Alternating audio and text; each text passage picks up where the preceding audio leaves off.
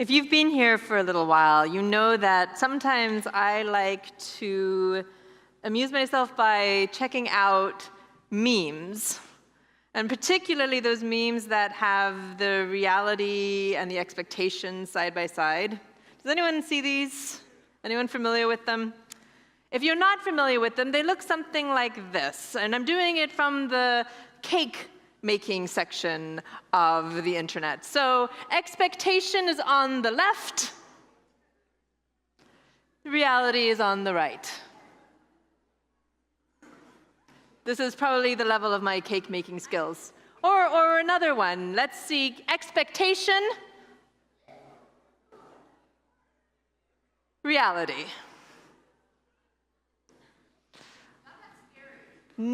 Slightly terrifying, I would say. Expectation, reality. Expectations versus reality. Expectations versus reality. You know, sometimes there's a wide gap between our expectations and reality, right? And sometimes it happens in situations that are even more significant than baking. I took my daughter to SeaWorld recently, and it reminded me she was good for about 2 hours, and then she started, you know, it's hot and it's a lot of people, and you can be done.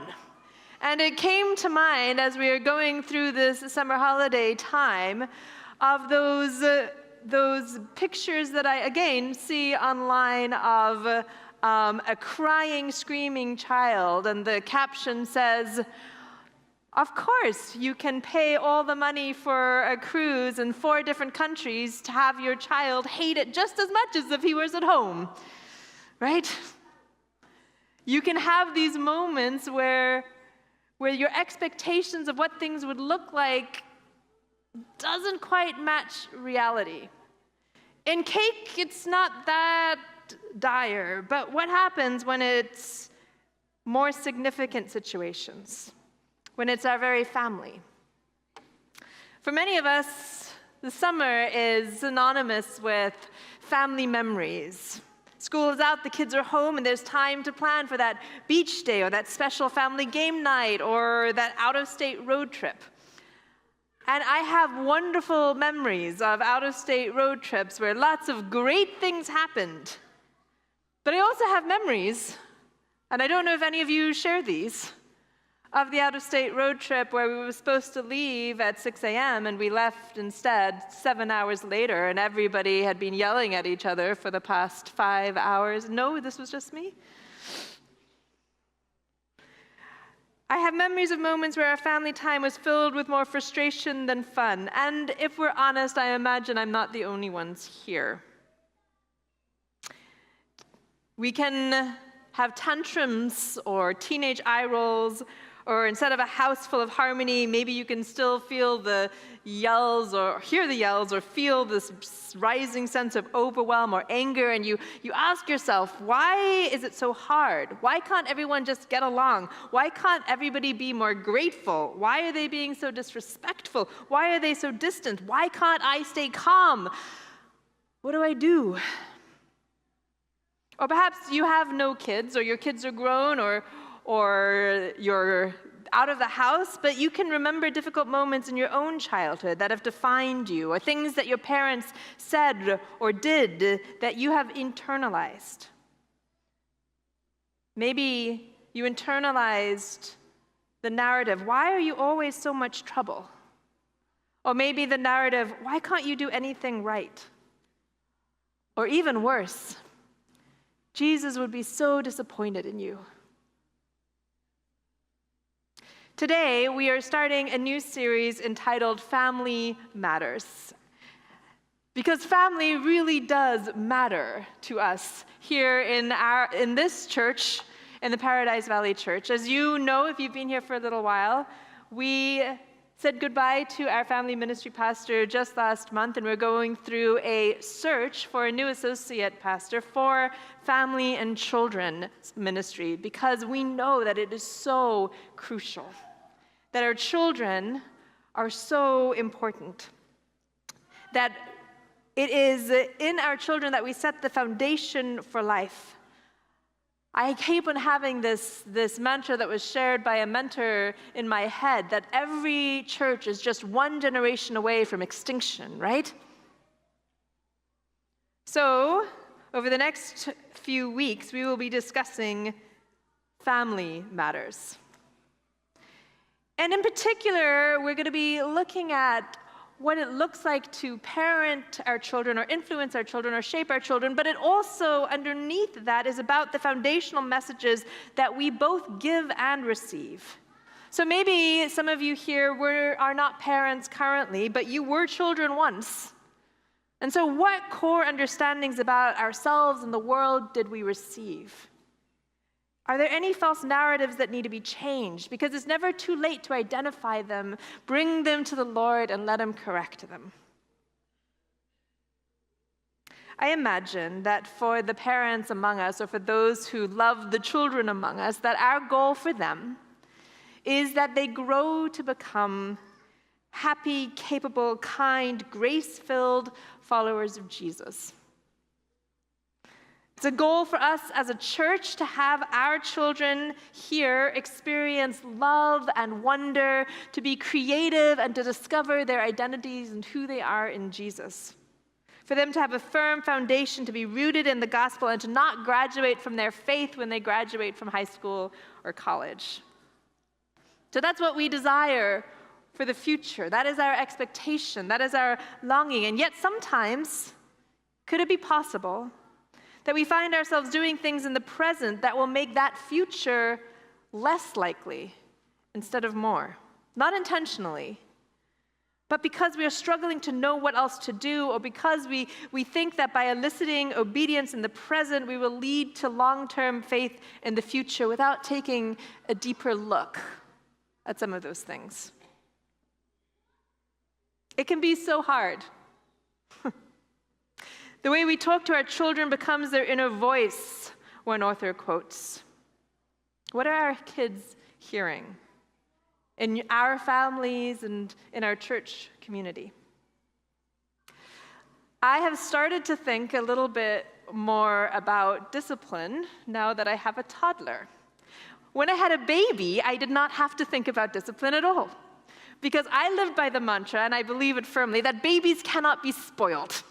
When they are just babies, they don't have any sense of self. They are just an extension of you. And so when they cry, you feed them. And when they are tired, you help them get to sleep. And when they need comforting, you comfort them.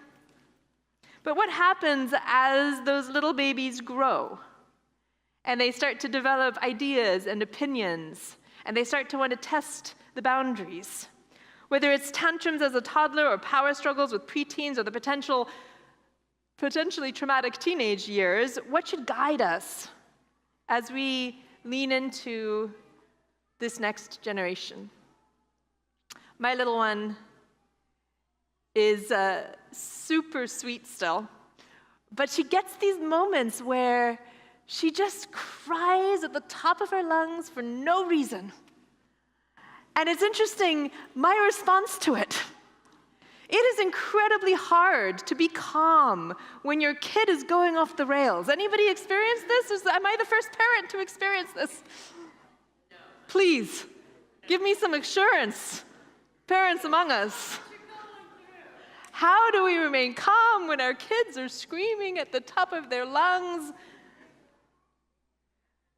I'm at the beginning of my parenting journey, but before I came here, I spent many years as a family ministry pastor, walking along parents and wrestling with both the joys and challenges and sacred responsibility of teaching children. I've heard it said once, if you're married, you should read at least one marriage book a year, and if you're parenting, you should read at least one parenting book a year. And so one book I came across recently was entitled Discipline That Connects with Your Child's Heart. Discipline that connects with your child's heart, building faith, wisdom, and character in the messes of daily life. It's an interesting book to start reading with a toddler. And And you'd think with a title like this that the first thing that they would tell you is how to discipline your child, right?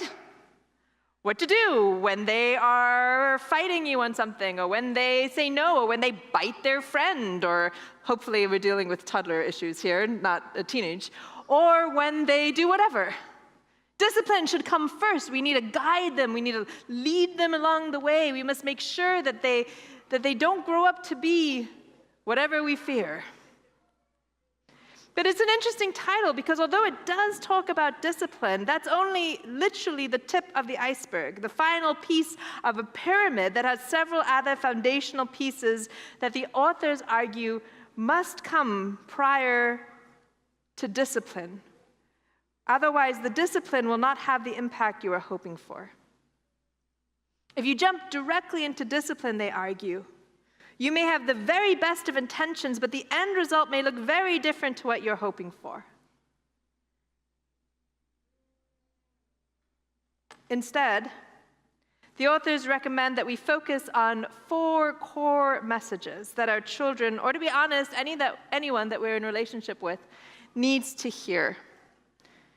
Messages that are grounded in the gospel, and that make the gospel tangible and real to those who we love, who respond much more to what we do than what we say. And I've got the slides a little out of order here, so let me try and get to it. Here we are. Here are the 4 messages that we are going to be unpacking in these next few weeks. The first, at the bottom, is foundational. What we're going to be doing today is unpacking a little bit more, setting this foundation that you are safe. Second, creating the connection, you are loved. Third, celebrating their calling, you are capable. Fourth, here it is, if you're looking for this one. Fourth, correcting their misbehavior, you are responsible for your actions. But there's some steps that we go through before we get to that top one. I'm going to pause here and ask a question of you as we start with these 4. Are there any of these 4 messages that feel most familiar to me? Either something that I internalized growing up? Did you hear the message from your parents? You are safe with me. You are safe with God. You are loved no matter what with me. You are loved by God. You are called and capable. Even in your failures, even in your mistakes, you are called and capable. God has a plan for you. And then when you do make mistakes, you are responsible for your actions and you can help make things right. Do any feel really familiar? Any not so familiar? Thinking back to when you were disciplined as a child, what sort of messages did you receive? Can you remember the impact that they may have had? Today, we're going to be focusing most on this first, most basic of messages. You are safe with me. I asked in the beginning of our time together for us to share a time when we felt unsafe or afraid, and not too many of us wanted to share because it's a little bit vulnerable when you feel unsafe. I remember a time when my cousin and I were traveling around in Turkey, and she said she'd come and do this trip with me, but only if we traveled around to all the 7 churches on our own. We did not do a tour. We rented a car, and we jumped in the car, and we traveled around Turkey looking for the 7 churches. Some of them are a little bit more easy to find than others. These are the 7 churches mentioned in the book of Revelation. So we drive around. Some we find really easily, and my cousin Raywin wanted to stand in the spot looking at that church, reading the text from Revelation, some of which is really strange to be reading in a part of the, I mean, the words are a little bit harsh to be reading in the middle of a city. But anyway, we would go to the different spots, and we went to this one, and we went up on a hill to look out at the foundations and the city, and it was a spot populated by a lot of local community members, but we went to a part that was a slightly more secluded, and there was a bunch of teenage boys that started We couldn't quite understand what was happening, but it seemed like they were starting to fight. And the fight seemed to get a little bit more aggressive. And they started kind of walking up to other groups of people, and they were brandishing some type of weapon, and we were not feeling safe. And so we tried to get out of there as soon as possible. We tried to find some other tourists that we could clump together with, because all of a sudden, this beautiful view, we couldn't think about anything else. We couldn't learn anything else. We couldn't have our focus on anything else other than the fact that we did not feel safe. Because safety is foundational. When you feel unsafe, there's a flight or freeze or fight response, and it's hard to learn and to grow. I'm going to ask if our friends up at the top can find that picture that I had a little bit earlier from the Romanian orphanage.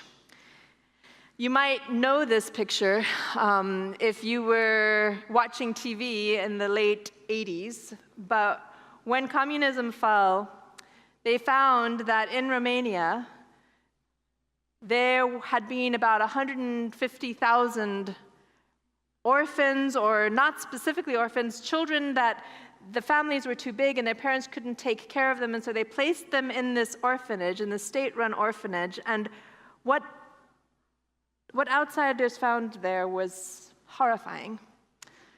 Because infants, there were rooms of infants, and the people who had never, the visitors came into the orphanage and they'd stepped into an infant room and it was completely quiet. Because these infants were never held, except on a schedule of feeding and a schedule of changing their diapers.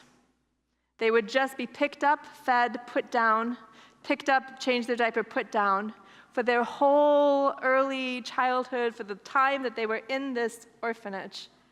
They were never touched.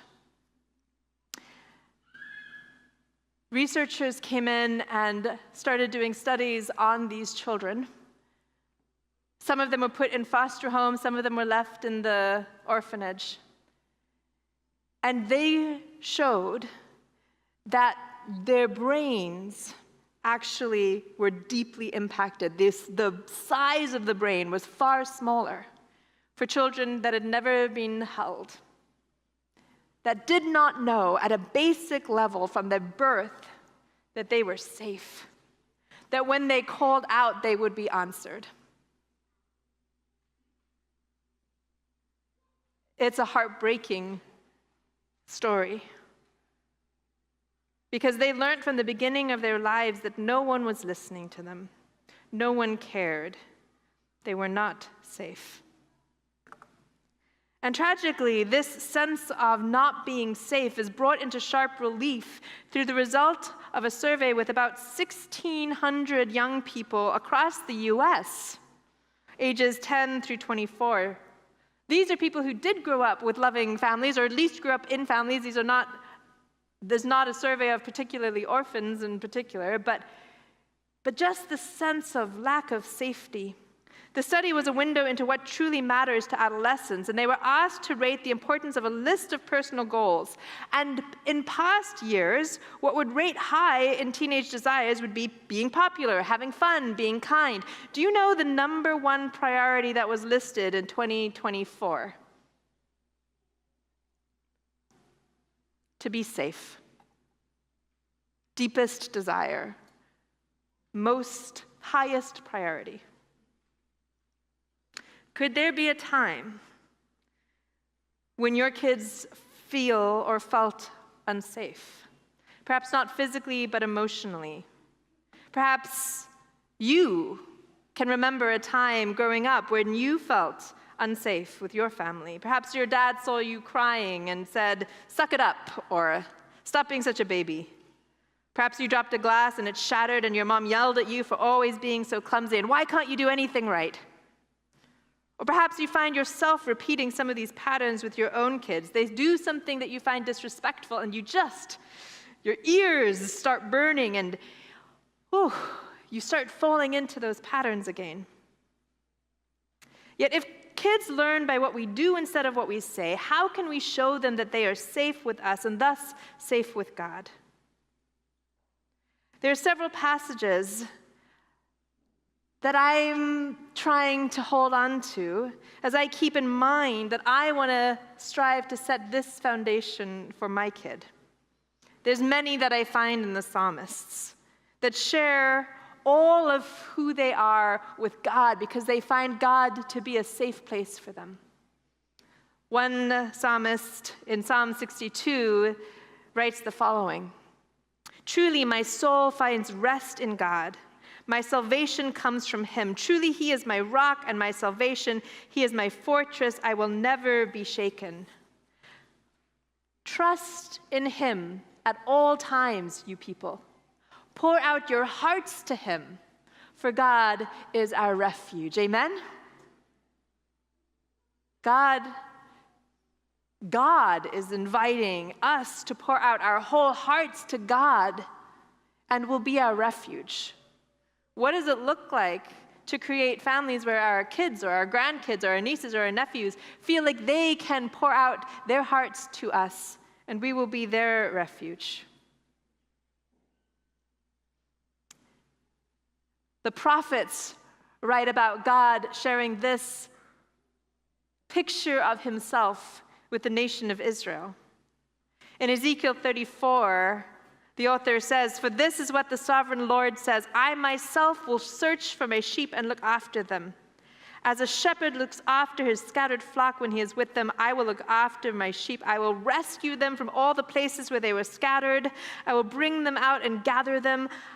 I will tend to them.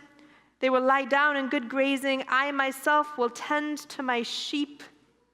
They will live in safety, and no one will make them afraid." They will live in safety, and no one will make them afraid. What can this look like? In the book, the author suggests that one way to start this process is that forward progress with your kids or with any kids or in relationship where you're trying to build a foundation of safety. Forward progress starts, he says, with a step back. He uses an analogy of American football where once you get out of, I apologize for anyone who knows American football. If I make mistakes with this, I apologize, but there's a scrimmage, is that what it is? Right? There's a scrimmage. And then when the quarterback receives the ball, he steps back, right? Am I right so far? Right? He doesn't go running straight into the group of players. He receives the ball and he takes a step back. Why? So that he can see the big picture. So he's not caught up in the moment, but can see what's happening and then moves everything forward. The author shares a story that happened to him because their own 3 children, when they were young, would drive these authors crazy, and their immediate reactions were to dive right in and try and control the moment. And so one author, Jim, says he was coming home from work and it had been a really tough day at work, and he was replaying the chaos and the mayhem in his head and the difficult conversations he'd had with people, and he just wanted to get home and relax. And so he opens the door and is hit by a wall of sound as 3 of his kids are all fighting each other. It's not what he wanted. So he waves right up to them and says, "What are you guys doing? How can you be so disrespectful? You guys need to make up and be quiet." And his eldest kid looks at him, and because they had been practicing some of the things that we'll talk about over these next few weeks, said, "Hi, Dad. Where is the love?" Oof.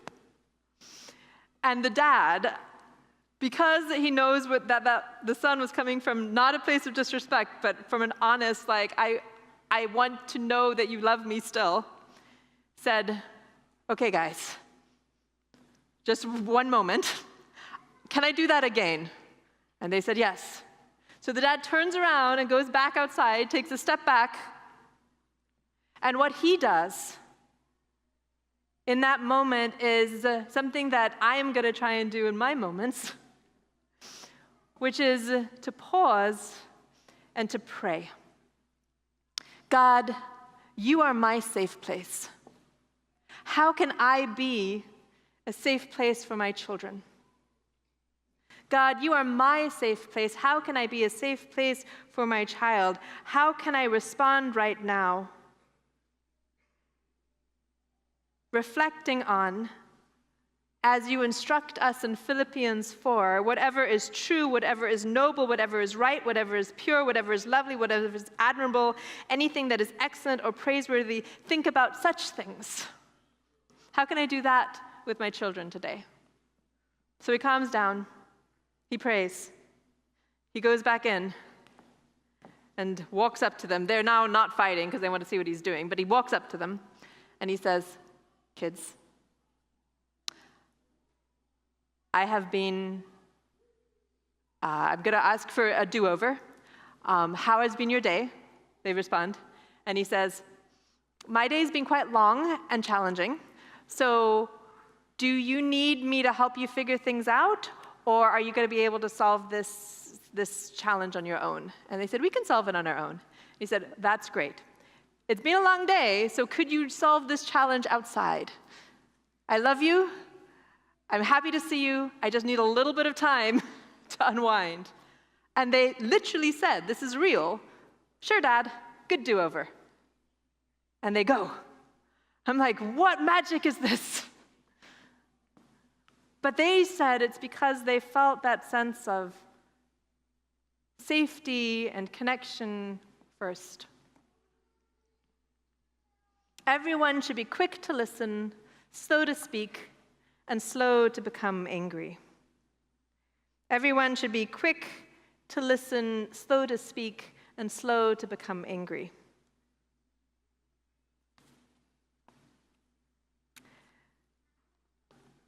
One suggestion here, for those of us who are engaging with kids who are small, or those of us who are engaging with kids who might push all of our buttons, instead of feeling the urge to move fast and large and loud, what would it look like for us to move slowly and lowly and listen?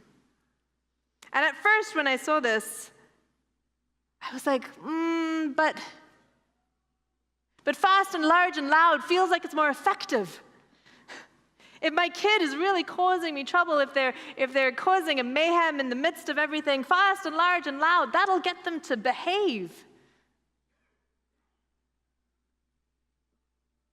But then I reflected on this. How does God respond to our misbehavior? If Jesus could come down from earth, I can crouch down from my height to theirs. If God drew close not to condemn us, but to save us, I can draw close with love, not anger. Our safety is in Jesus, is with him, and we want our children to experience a taste of it as the love that Jesus has for us overflows to others. So this week, I invite you to consider messages that you may have received from your parents. Did you ever feel unsafe with them? What might you have wished they had said to you instead? Did it ever impact your view of God? Can you hear the messages that God might be saying to you instead? John 3. For God so loved the world that he gave his only Son, that whoever believes in him shall not perish but have eternal life. For God did not send his Son into the world to condemn the world, but that through him they might have life. If you have children in your life, parents, aunts, uncles, brothers, sisters, grandparents, kids you see at church, do they see you as a safe person?